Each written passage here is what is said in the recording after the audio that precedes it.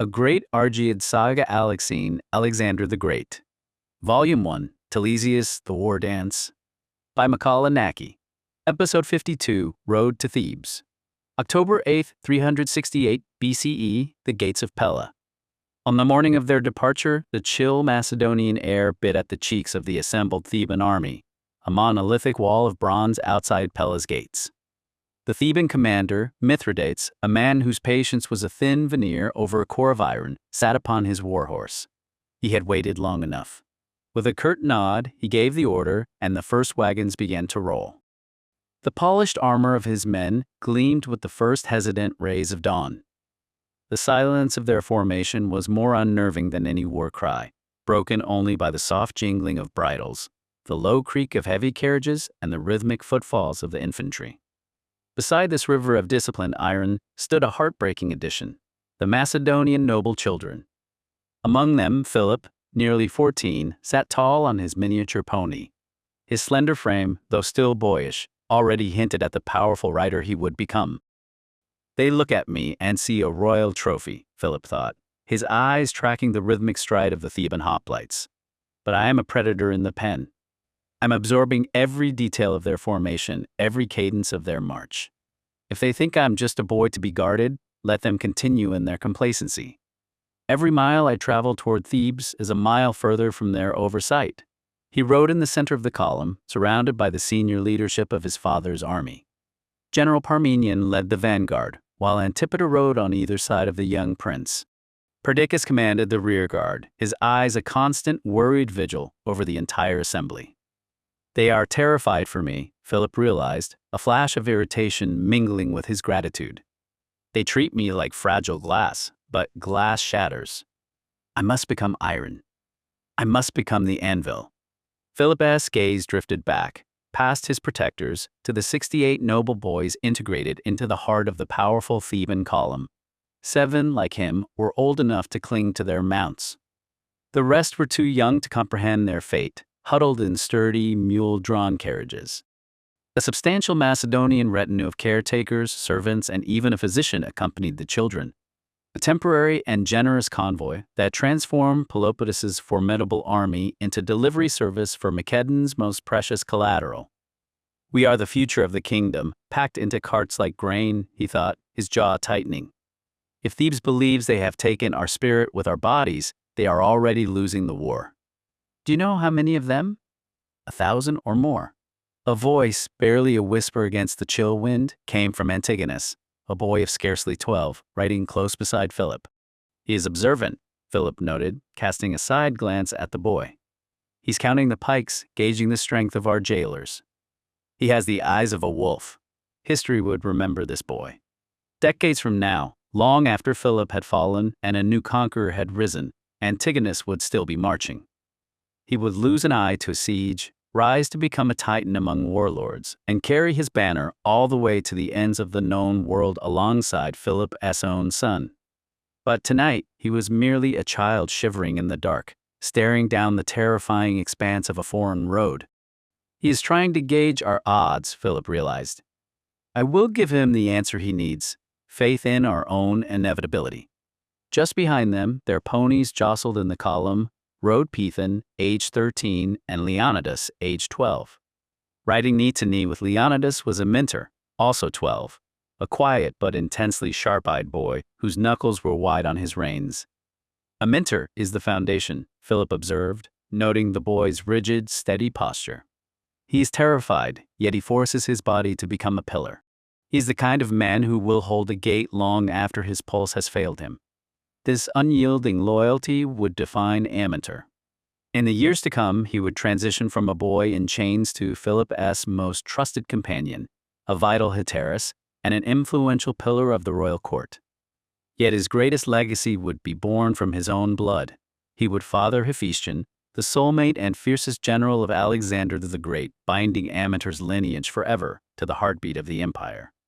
Riding just ahead of the children, acting as a beefer between the boys and the vanguard, were the older youths and minor nobles. Among them was Laugus, a calculating young man of Philip's own age, whose mind was already a ledger of political debts. His own son, Ptolemy, would one day crown himself Pharaoh of Egypt. Laugus thinks he is the clever one, Philip mused, watching the youth's guarded expression. He maps out his future by calculating the needs of the powerful. He doesn't yet know that the powerful are only useful so long as they can be replaced. How long until we reach the Cadmea? Amyntor asked, his voice drifting into the pre-dawn chill of the Thessalian plains. Philip shifted in his saddle, adjusting the heavy wool of his cloak against the biting wind. He glanced back at Amyntor and Antigonus, then at the younger boys whose small forms seemed utterly swallowed by the towering Theban hoplites marching stoically at their flanks. They are looking to me for the truth, Philip realized, the responsibility settling over him like a cloak of lead. If I show doubt, they will spiral. I must be the absolute center of their gravity. 2 weeks, maybe 3, Philip replied, his breath pluming in the frigid air. Depends on the mountain passes, the weather, and how quickly our hosts want us delivered. A subtle bitterness edged his words, though he quickly masked it with a sharp, assessing gaze. Are you afraid, Amyntor? Amyntor's eyes darted nervously to the glinting bronze helmets of the Theban guard. He swallowed hard, his throat bobbing. No, he lied, trying to summon the inherent pride of a Macedonian noble. He lies to protect his honor, Philip thought with a surge of grim approval. That is the first step toward being a soldier. But the younger ones are, Antigonus interjected quietly. Little Cletus wouldn't stop crying last night, not until Parmenian's vanguard stepped in to quiet him. Philip nodded slowly, his eyes tracking the dark horizon. He knew the terrifying weight pressing down on these boys. They were currency, fragile political pawns, cast out into the unknown. I am their prince, he told himself, the thought echoing in the silence of his mind. These are my charges. If I am to conquer Macedon, I must start by conquering this road. I must forge a brotherhood out of these frightened children. Keep your heads up, both of you, Philip said, dropping his voice to a firm, intimate whisper. The Thebans will ensure we arrive safely. Their precious honor and their entire southern strategy depend on it. But more importantly, I need you to watch over the other children. We must stay close, support each other, and present a single, unbroken front. Our survival on this road depends entirely on our cohesion. Understood? Both boys nodded, a flicker of genuine resolve cutting through their apprehension. They have heard the command, Philip thought, watching the tension in their shoulders shift from panic to focus. The forging has begun. The shared vulnerability was already beginning to forge a fragile, unspoken bond among them, the first roots of a collective identity that would, one day, turn the world upside down. Setting the pace ahead of these youths was a distinct void where Attalus usually rode. At 22, the volatile young nobleman had been ordered to remain behind in Pella, his fierce, arrogant demeanor withheld from the diplomatic theater of Thebes. Yet even in his absence, the shadow of his high lower Macedonian lineage hung over the column. He is waiting for my fall, Philip thought, catching the ghost of a sneer in the memory of the man's face. He thinks my exile is his ascension. Let him nurture that arrogance. It will be the very thing that makes his eventual ruin all the more exquisite. Yet, guarding this fragile column like an iron wall was General Parmenion. At 32 years old, he was the most formidable presence on the trail, riding a heavy warhorse close to the flanks. A man of stone, Philip noted, observing the general's unwavering posture. He does not look at me like a hostage. He looks at me like an investment. Riding just behind him was his father, Philetus the Elder, an old established patriarch of Upper Macedonia. Too old for the grueling saddle, the veteran nobleman had nevertheless answered the call to accompany the column to the border, a final act of devotion to the memory of his late king. Amyntor 3. There is my father's legacy, Philip mused, watching the old man's weathered face. It is not in the crown left in Pella, but in the loyalty of men who remember what it meant to serve a king who was actually a man. Old Attalus stepped out from the shadows of the nearby trees, his boots crunching on the frozen earth. He didn't approach the royal retinue. He approached the man Philip was becoming. He stopped just short of the lead formation, his eyes scanning the young prince with an intensity that felt like a final appraisal of a weapon before battle. He is measuring me, Philip realized, his pulse steadying as he met the old veteran's gaze. He isn't looking for a prince to weep over. He's looking for a blade that will not shatter. The column is taut, Attalus rasped, his voice a low, gravelly sound that barely carried over the restless snorting of the lead horse. The march begins the moment Pelopidas gives the word. He did not bow, for the moment for courtly deference had passed. Instead, he stepped into Philip's personal space, his hand coming to rest on the prince's shoulder, a grip of heavy, calloused iron. He's bracing me, Philip thought, feeling the immense weight of the old man's expectations. This is not a goodbye. This is a transfer of command. I'm retreating to the northern border to keep watch, Talus murmured, his tone as steady as the mountain peaks he intended to guard.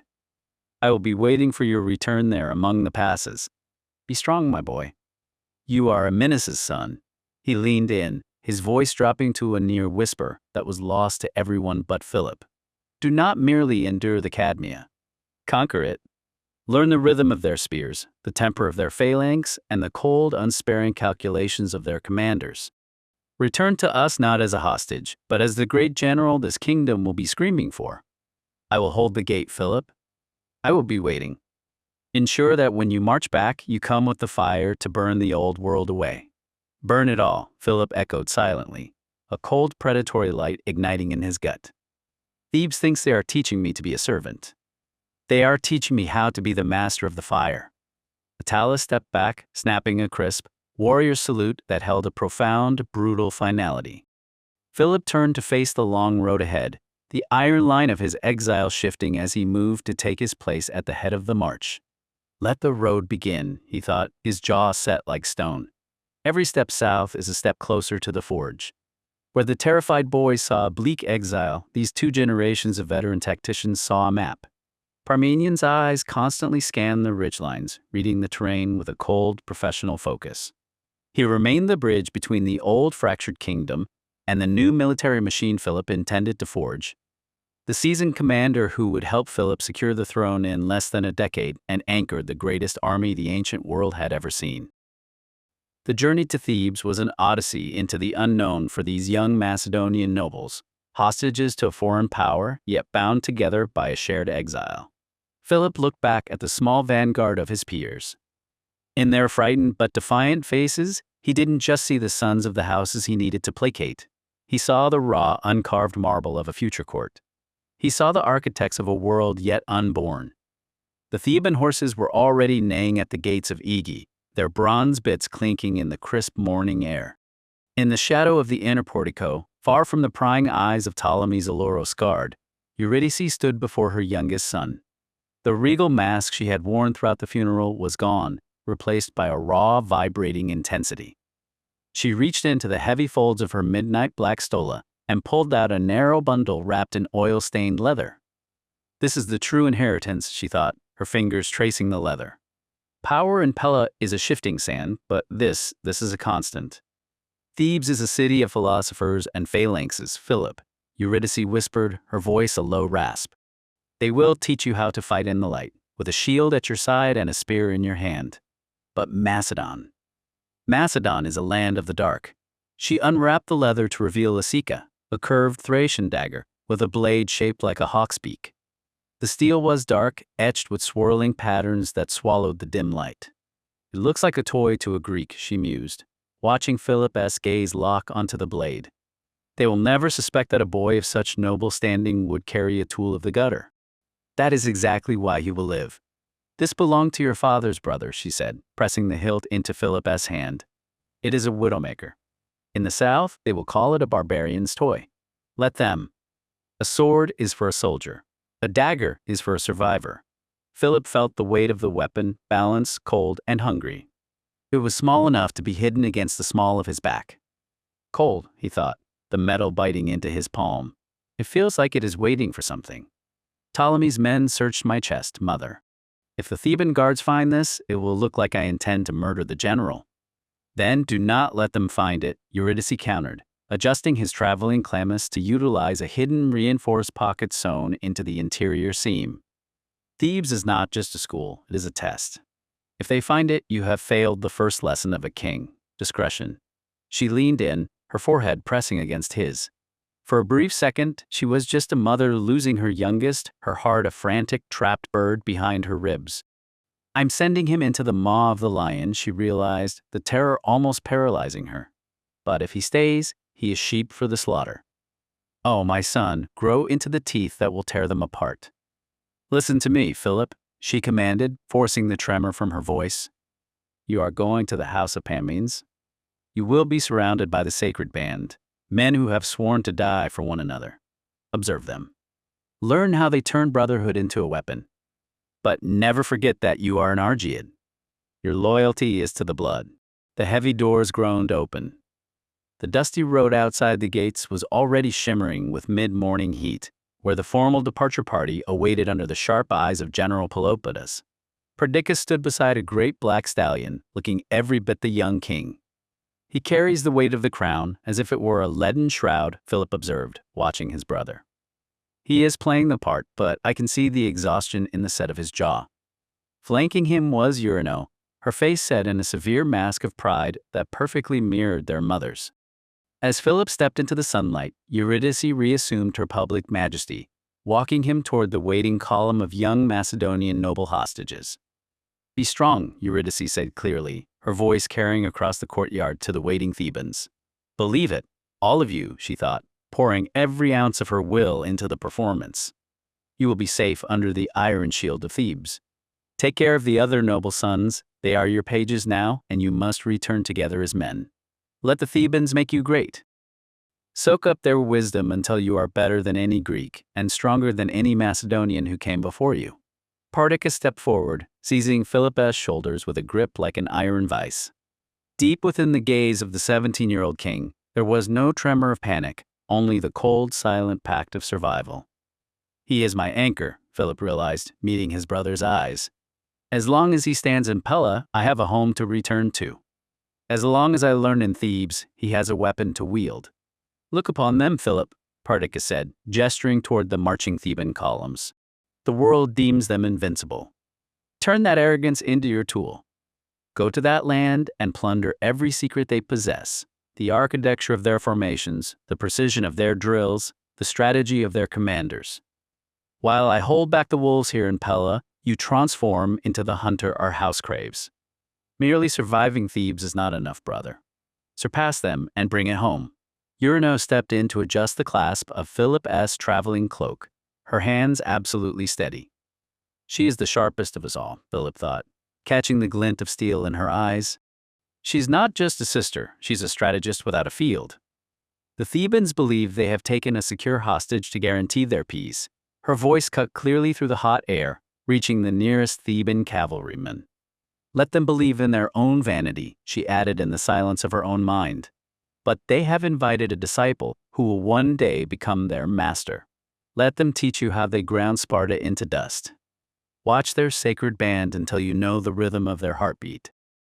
We shall wait for the moment the king's brother returns with the key to Greece hidden in his breast. Eurydice turned her gaze toward General Parmenion, who sat erect upon his heavy warhorse nearby. General Parmenion, she spoke, commanding the full authority of the crown. You are the finest soldier my husband ever commanded. I trust you as our ally. Guard my son's safety with your life until he's delivered into the hands of Epaminondas and Pamines. Parmenion offered a rigid, deeply solemn bow. Upon my life, Queen Mother. That young prince is the future of the phalanx itself. I do not serve a queen or a king, Parmenion reflected, his hand resting on his sword pommel. I serve the idea of Macedon. And looking at this boy, I think the idea is finally going to have a blade. The Theban commander, Mithridates, his impatience reaching its limit, barked a final command. Let us proceed. Philip swung into the saddle, the Sika cold against his skin. The road south begins, he thought, his gaze hardening as the columns began to shift. Let the Thebans think they are teaching a pupil. They are only training the man who will eventually dismantle their world. As the river of Theban bronze began to swallow him, Philip looked up. High above, beneath the arched colonnade of the inner palace, three figures stood frozen in the deep shadows: Archelaus, Argead, and Menelaus. Even from this distance, the malice radiating from his half-brothers was unmistakable. They stood with arms crossed, staring down like predators watching an obstacle being cleared from the board. Archelaus, the eldest, leaned over the stone balustrade, refusing the vulgarity of a goodbye. To them, Philip was a political remnant being swept off the map. Philip returned their gaze for a single unblinking moment. He saw right through the illusion of their triumph. They believe they have won by remaining in the comfort of Pella, he thought, a cold, sharp satisfaction settling in his chest. They are ignorant that they are merely being penned into the gilded cage of vipers, while I am entering the opening moves of a game that will rewrite the map of the world. At the gates of Pella, a small, formal delegation had assembled for the farewell. Pelopidas, having already completed his final checks, dismounted and stood before Ptolemy of Oloros and the assembled Macedonian court. His voice, clear and resonant even in the vast open space, carried a final, weighty message. Thebes has brought you stability, Regent, Pelopidas stated, his gaze piercing. He is mocking him, Philip realized, watching the way the general held his posture. He's handing the leash of the kingdom to usurper and calling it a gift. Guard it well, Pelopidas continued, his voice dropping an octave. For true peace requires constant vigilance and genuine loyalty. Ptolemy bowed deeply, a thin smile on his lips that didn't quite reach his eyes. Look at the tension in his neck, Philip noted, his mind dissecting the regent's performance with clinical precision. He hates that he has to smile. He hates that he is being lectured by a Theban in his own capital. He's a man who thinks he has seized the throne, but he is terrified of the seat he occupies. We are deeply indebted, General, Ptolemy replied, his voice smooth and empty as polished marble. May the gods speed your journey. He offered no effusive thanks, no heartfelt emotion, just a cool practice formality that masked a desperate, grasping ambition. He's already calculating how to betray the very stability he's been promised, Philip concluded, turning away from the gates and toward the long road to the Cadmea. Let him plot. Let him think he is safe in his palace. By the time I return, his stability will be nothing more than ash under the heels of my phalanx. The exodus south to Thebes was not a mere march of hostages. It was the silent genesis of a storm. From these dusty, frost-bitten trails would emerge the men who, under the banner of Alexander the Great, would shatter the ancient world and reshape it into a new Hellenistic age.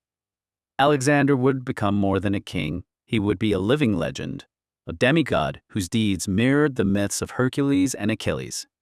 His empire, a vast expanse stretching from the shores of Greece to the distant banks of the Indus, remains the ultimate testament to an audacious vision and unparalleled military genius. Yet, this legendary conquest, the relentless advance of that supreme human machine that marched from Pella, crossed into Asia Minor, swept through Egypt, annihilated the Persian Empire, and pushed deep into the unknown reaches of Central Asia, was not born of spontaneous genius. It was a harvest long in the planting. The true architects of this pan-Hellenic dream were the legendary Theban generals Epaminondas and Pelopidas. Their vision, forged in the fires of Theban tactical innovation, was inherited by a captive prince, King Philip II, and the noble boys who walked alongside him, eventually evolving into the instrument that would conquer the world. The seeds of this destiny were sown in the crucible of Philip's own youth.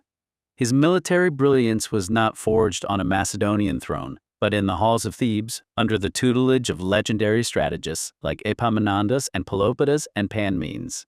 There, Philip studied the tactical innovations of the elite sacred band, a formidable unit of 150 pairs of male lovers.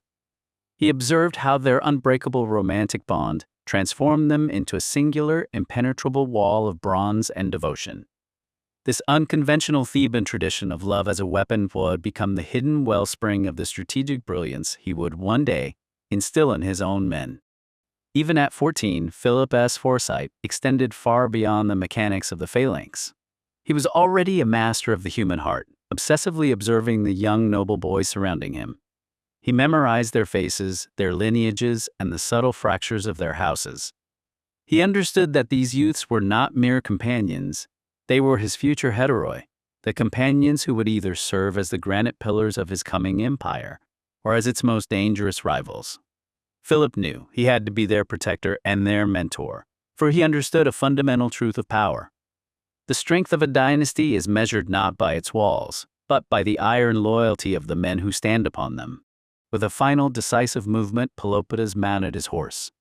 His voice, strong and commanding, cut through the chill morning air, a direct order to his waiting army. "We are going." Back? 2. Thebes, the command rippled down the ranks. The standards lifted, the trumpet sounded a sharp, clear note, and the disciplined army began to move. It was a strategic execution, cold and complete. Thebes had extended its reach, secured its collateral, and imprinted its will upon a northern kingdom. But for the Macedonian people gathered to watch, it was a different story, a cinematic unholding of sorrow and power.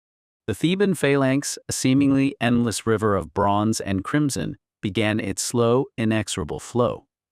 The rhythmic thud of their marching feet was a relentless drumbeat that swallowed the morning's quiet. In the crowd, the parents of the royal children stood in stunned silence, their faces a tableau of profound grief. Hands that had just held their sons' hands now hung limp or clutched at the empty air. A mother's mouth moved in a silent prayer, her eyes fixed on the receding form of her boy, a small figure swallowed by the great moving wall of foreign soldiers. The departure was not a single event, but 1,000 tiny, heartbreaking goodbyes, each one a whisper lost in the metallic clang of a triumphant army. The Thebans marched on, an impersonal force of disciplined might, and with every step they took with them not just their hostages, but a piece of Macedon's soul. Now, with Macedon temporarily settled, another crisis awaited Pelopidas, and another road called for his relentless march. A Theban guard prodded him sharply with the butt of his long spear. "Move it, boy. The road to Thebes is a long one." Philip turned toward the southern horizon, his countenance setting into a rigid mask of steel. He did not look back. His mind had already calculated the calculus of his exile. His half-brothers stayed behind only to inherit a dying court, while he was being cast out to inherit the world. The wheels of the baggage wagons began to turn with a collective heavy groan. As Pelopidas gave the decree to march, the colossal monster of bronze and ash wood began its slow, rhythmic, earth-trembling advance. Philip was no longer in exile. He was an investment, paid in advance, to buy the future of an empire.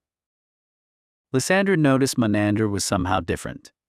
He was more settled, a touch happier. The usual cold emotional barrier beneath his trademark sweet, gentle, and wise aura, now radiating a quiet fulfillment, almost as if he were more loving. She actually felt as though she were perceiving very subtle etheric states of radiance around him, where tiny, tiny sparkles of light flashed periodically. Lysandra wondered to herself, is this related to that night of divine intervention? Am I infused with something whose existence I never even knew? You seem more settled and happy. Did something happen to you last night? She looked closely at Menander's face and realized his skin was literally radiating. A surge of vitality seemed to make him look younger, firmer, his skin slightly moist with an undeniable, luminous glow. It wasn't a hallucination or an analytical trick. He had gotten laid last night. Is that so? Am I different than yesterday? Even his smile was entirely different. Lucky you.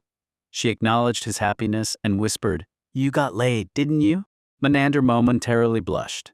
"You have keen eyes. You never miss anything, do you? Not even the tiniest change. So, who was it?" As she asked, a sudden intuition struck her. Oh, it wasn't a woman. It was a man. No wonder he never reacted to my womanhood or femininity from the very beginning. "You don't have to explain your private life to me," she said, keeping her knowing smile and taking it as it came. If he was happy, that was all that mattered. I'm not ashamed of my sexuality or my identity. I met a man, Demetrius, down at the port. I went there to unwind from yesterday's uptight feelings and physical tension. Then he appeared out of nowhere. We started talking, we instantly clicked, and, well, use your imagination. He smiled, then shifted his gaze. And you seem more settled yourself. Your usual restlessness has eased to a low hum. I don't think you were the one who got laid last night, but did you have some fun of your own? Lysandra thought, this man is somehow different from other men. The fact that he was into men instead of women made a lot of sense of certain things, but his mystical, mysterious aura remained enigmatic, something hidden beneath the mask he wore for the public. What is it, Lysandra?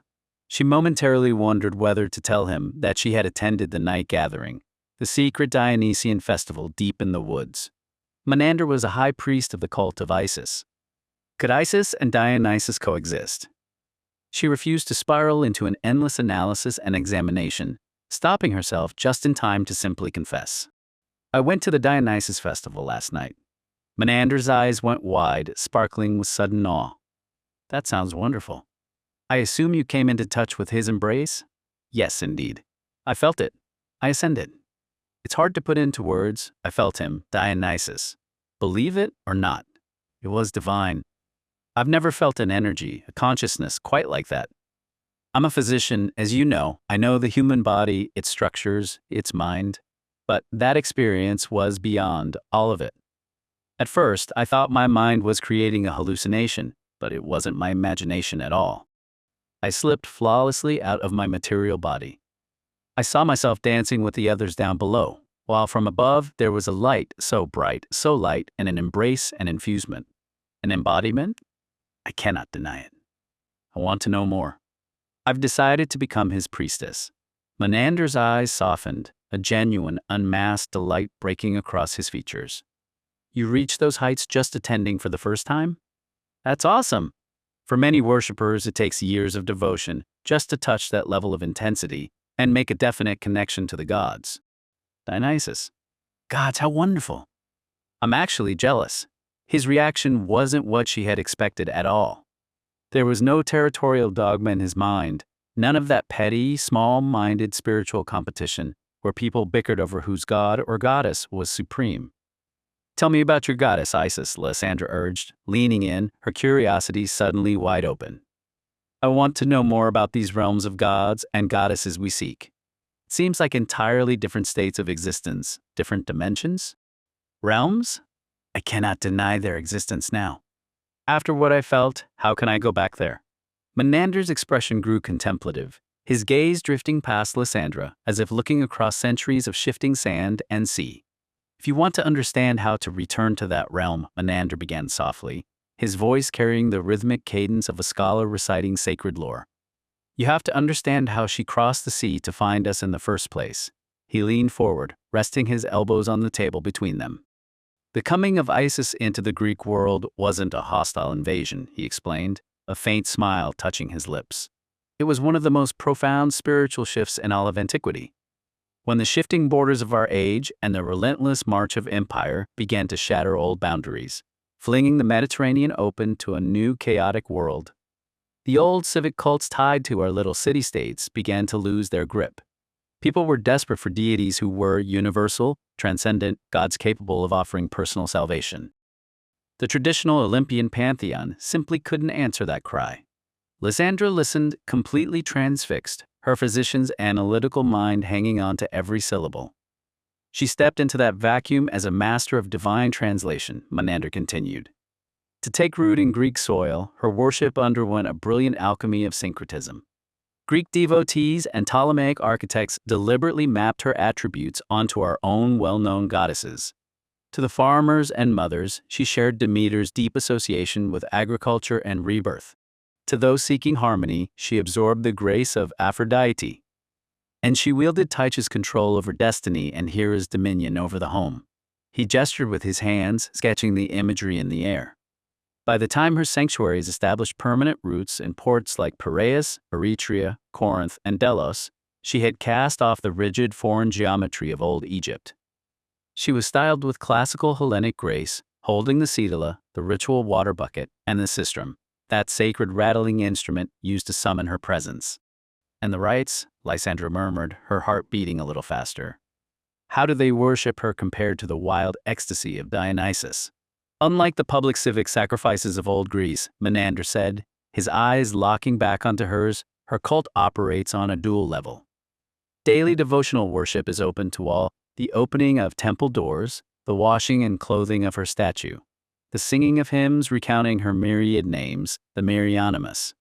But for those seeking a true existential shift, she offers a mystery religion. A deep, reverent intensity settled into Menander's tone. Secret initiations, ritual purifications, staged reenactments of divine suffering and rescue, they mirror the ancient mysteries, Lysandra. But crucially, Isis offers something our traditional Greek underworld never could, a direct, personal guarantee of the afterlife.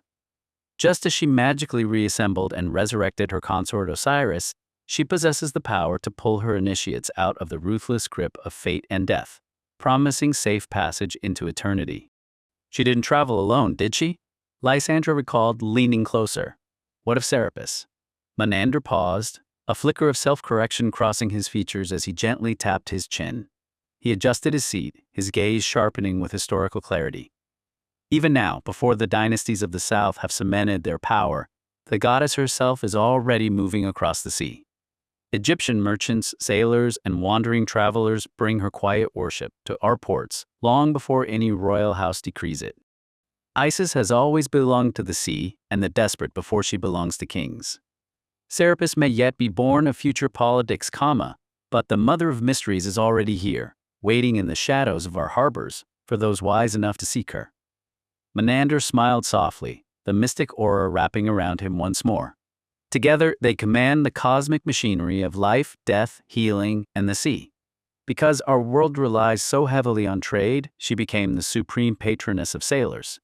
Temples built on high headlands across the Aegean allow mariners to look up from choppy waves and see the sanctuary of Isis Pelagia, Isis of the open sea, the eternal beacon promising safe harbor.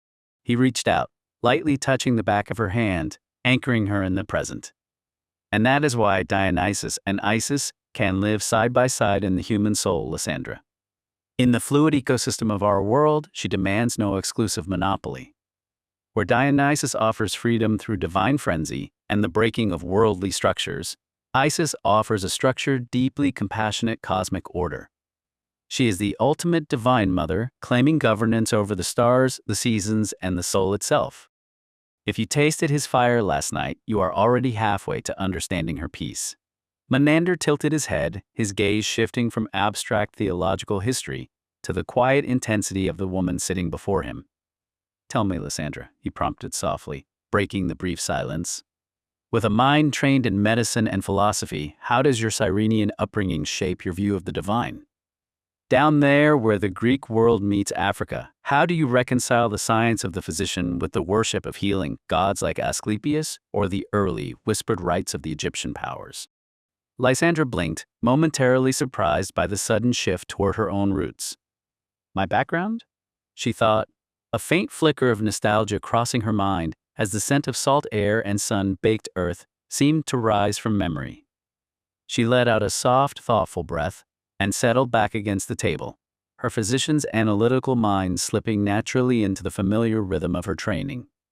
Cyrene is a strange and beautiful place to grow up, she began aloud, her tone turning deeply reflective. Down there on the African coast, where the Greek world bleeds into the vastness of Libya, our relationship with the divine has always been a bit more practical, perhaps. We live right at the edge of the desert and the unyielding sea. You learn quickly that human life is fragile, and that the body is nothing more than a delicate, intricate machine of blood, bone, and warring humors. She gestured lightly with her hands, tracing invisible patterns in the air between them. And that is why the gods of healing are never far from our operating tables, she mused internally, realizing how deeply her craft was intertwined with faith. That is why Asclepius holds such a sacred, indispensable place in Cyrene, she continued, looking directly into Menander's eyes. To us, healing isn't just a matter of mixing willow bark, crushing herbs, or setting fractured bones, though I fiercely respect the empirical science of it. But there is a point where science hits a wall. When a patient is slipping away into the fever-swept dark and your own hands can do nothing more, you pray to Asclepius. His sanctuaries aren't just clinics. They are places of deep restorative sleep, of sacred dream healing and ritual purification. We treat the physical vessel because we must, but we honor him because he bridges the terrifying gap between mortal suffering and divine intervention. Menander listened intently, nodding with a quiet, appreciative understanding. Encouraged by his openness, Lysandra offered a faint, knowing smile. As for Serapis, are the early whispers of foreign mysteries and syncretic gods, she added, her voice dropping to a confidential murmur. Cyrene is the ultimate crossroads of merchants, sailors, and wandering nomads from every corner of the earth. We hear tales of Egyptian deities mingling with our own long before their altars ever find permanent homes here in Greece proper. Growing up in a place like that teaches you that the world is far larger and infinitely stranger than the neat, tidy stories of the Olympian pantheon. It makes a physician remarkably willing to look far beyond physical anatomy when she encounters something like what I felt out in the woods last night. Menander smiled, a knowing gleam in his eye as he leaned back slightly, resting his hands on the table. You think the wild woods of Dionysus and the quiet harbors of Isis are the only ones, Lysandra? He said softly. The Greek world is woven with them. If you look beneath the surface of our public altars, there are countless hidden currents. Though, as a physician and a philosopher, some of these names you will surely recognize. He began to tick them off on his fingers, his voice carrying the quiet weight of ancient lore. There are the Eleusinian mysteries, of course, the gold standard of ancient initiation, centered on Demeter and Persephone, drawing thousands of pilgrims from across Greece to Attica every single year. Then, of course, you have what you touched upon last night, the Dionysian or Bacchic mysteries. Wild, ecstatic, boundary-dissolving nocturnal rites practiced by decentralized groups, thiasoi, out in the dark forests and the mountains. He paused, letting the weight of the name settle between them before continuing. There are the Samothracian mysteries as well, the secretive, chthonic rites of the great gods. The Cabiri up on Samothrace focused intensely on protection at sea and spiritual rebirth. It said that even high nobility, kings and princes seeking a higher destiny, make the pilgrimage there to be bound by its oaths. And you have the Orphic mysteries, esoteric ascetic circles wrapped in the poetry of Orpheus, focused on ritual purification and escaping the endless wheel of reincarnation. Menander offered a gentle, knowing nod toward her. And finally, the early foreign imports, like the very cult of Isis we were just discussing. They are beginning to trickle into our major Greek port cities now, carried by foreign merchants and wandering travelers, planting the seeds for a massive spiritual awakening that will one day change the entire Mediterranean. You see, Lysandra, humanity has always sought a way behind the veil. You've simply stepped through the door. Lysandra listened, a strange, burning restlessness stirring beneath her skin. I want to see them all, she thought, the idea taking deep root in her mind. Not right away. Perhaps when things here finally settle and run without our constant hands, I want to depart from here and travel north. An inexplicable vision flashed in her mind's eye, vivid and haunting from her ecstatic trance the night before. During last night's divine intervention, I somehow saw Pella, that northern Macedonian city, caught in a brutal internal crisis, bleeding under Athenian and Theban intervention. I saw their young princes and noble boys being marched south to Thebes as political hostages. She looked at Menander, her brow furrowing with a mixture of awe and deep curiosity. I wonder, why did Dionysus, or whatever force reached down to me up there, show me Pella? I feel an irrepressible pull to go north, to find out what all of this is truly about. To be continued in episode 53, Long Road South. A Great Argead Saga ALEXEIN. Volume 1, Telesias, the War Dance. A new episode every single day. We are dropping a new episode every day until the epic conclusion of Volume 1. Each chapter delivers a tight, hyper-focused 15 to 30-minute hit of cinematic historical drama, perfect for your daily plunge into antiquity. Watch and listen now. Watch the cinematic video trailer. Listen to the full saga now. Bookmark Volume 1, Telesias playlist and Divine Oracle playlist. Join the Vanguard. Subscribe to follow the bloody rise of the Argead dynasty. Thumbs up to help push our Vanguard through the algorithm's gauntlet. Comment below.